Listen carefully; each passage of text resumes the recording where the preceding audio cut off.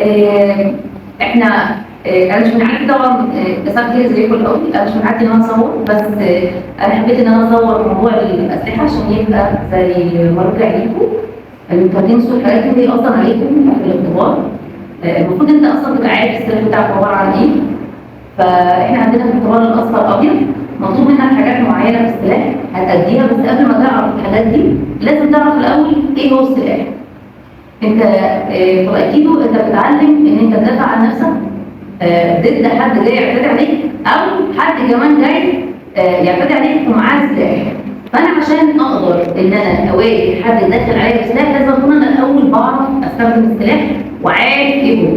انا عندي في ايكيدو في 3 انواع من الاسلحه: الجو والبوكينج والطنط.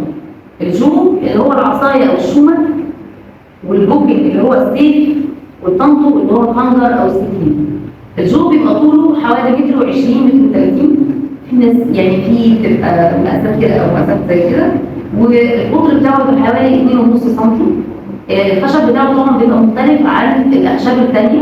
ما نسمعش ابدا ان احنا حد يجي يقول لنا عن السلاح بتاعنا ان عصايه مقشه او يجين السلاح او الكلام ده كله، لان انت لو انت سمحت بده ان حد يقول على السلاح بتاعك كده انت نفسك هتبص نظره ضمنيه للادوات اللي انت بتستخدمها.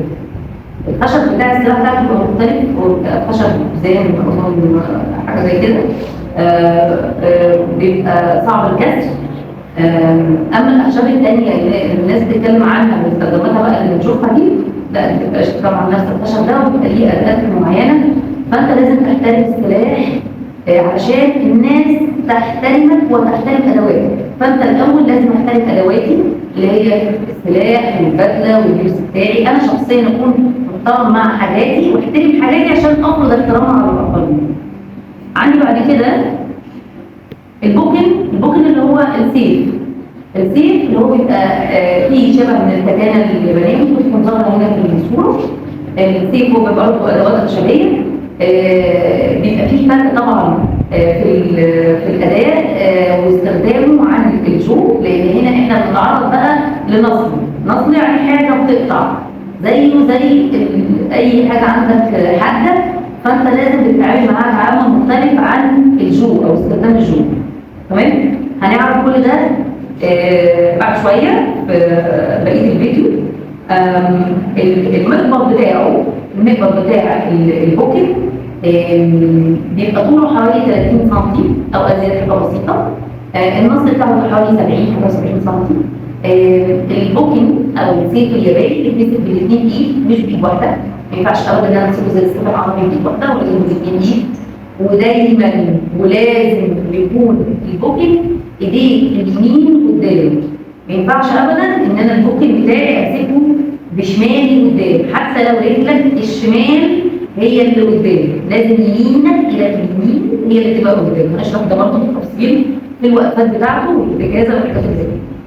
بعدين انا عندي بعد كده الطنطو اللي هو الخنجر او السكينه او اي سلاح ابيض ما ينزلش طوله عن 30 سم.